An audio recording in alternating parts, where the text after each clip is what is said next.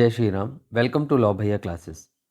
आज हम समझ रहे हैं article 8 of our Indian constitution, जो कि बात करता है सिटीजनशिप ऑफ दोज पीपल, जो कि जब हमारा कॉन्स्टिट्यूशन लागू हुआ था उस समय पर इंडिया के अलावा बाहर दूसरे किसी फॉरेन टेरिटरी में थे, अब्रॉड में थे, किसी दूसरे देश में थे।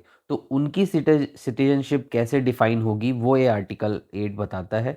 तो आइए सबसे पहले एक सिंपल रीडिंग कर लेते हैं इस आर्टिकल की और देखते हैं कि ये क्या कहता है।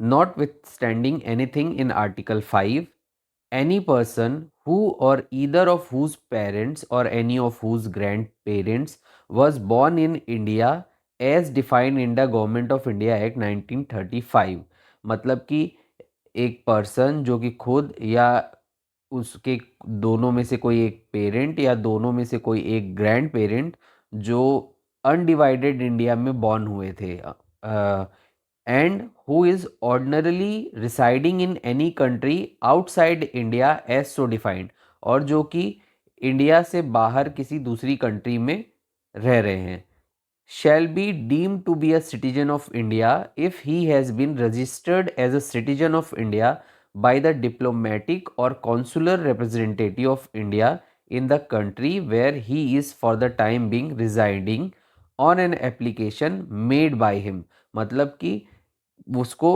इंडिया का सिटीजनशिप दे दिया जाएगा अगर जिस भी कंट्री में वो पर्सन रह रहा है वहाँ के जो जो कि इंडियन एम्बेसी होगी, वहाँ पे जो ऑफिसर होंगे उनके पास वो अपने आप को as a citizen of India register करेंगे बाय मेकिंग एन एप्लीकेशन, तो उनको इंडियन सिटीजनशिप दे दी जाएगी। इस आर्टिकल को अच्छे से समझने के लिए मैंने एक फ्लो चार्ट बनाया है, तो आइए नेक्स्ट स्लाइड में चलते हैं और उसको समझते हैं। Claiming Indian citizenship from abroad. तो सबसे पहले हम यहाँ देख रहे हैं कि eligibility criteria, who can apply. तो नीचे आ जाते हैं और हम देखते हैं कि who can apply.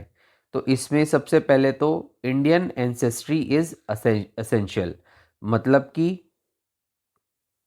You, one of your parents और one of your grand parents were born in India. आप लेफ्ट कॉर्नर में देख रहे हैं इंडियन एंसेस्ट्री के बारे में, मतलब कि जैसे कि हमने पढ़ा कि वो पर्सन खुद, उसके कोई भी एक पेरेंट या दोनों में से कोई भी एक ग्रैंड पेरेंट वो अनडिवाइडेड इंडिया में बॉर्न हुए थे।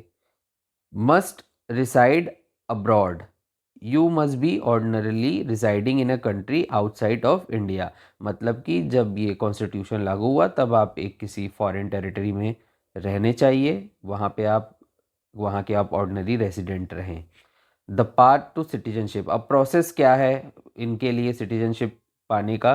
तो सबमिट एन एप्लीकेशन, तो apply for registration at the local Indian diplomatic और कॉन्सुलर मिशन, मतलब कि वहाँ पे जो भी इंडियन एम्बेसी जिसको हम बोल देते हैं, वहाँ पे जो ऑफिसर रहेगा वहाँ पे एक एप्लीकेशन उनको इंडियन सिटीजनशिप के लिए करनी पड़ेगी।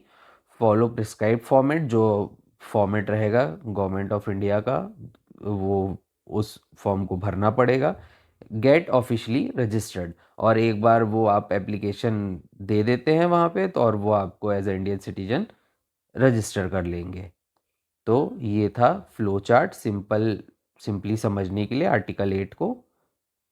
तो ये आर्टिकल 8 का को मैंने एक सिंपल तरीके से समझाने का ट्राई किया है। अगर आपको ये वीडियो अच्छी लगी तो इसको लाइक करें, शेयर करें और हमारे चैनल को सब्सक्राइब करें।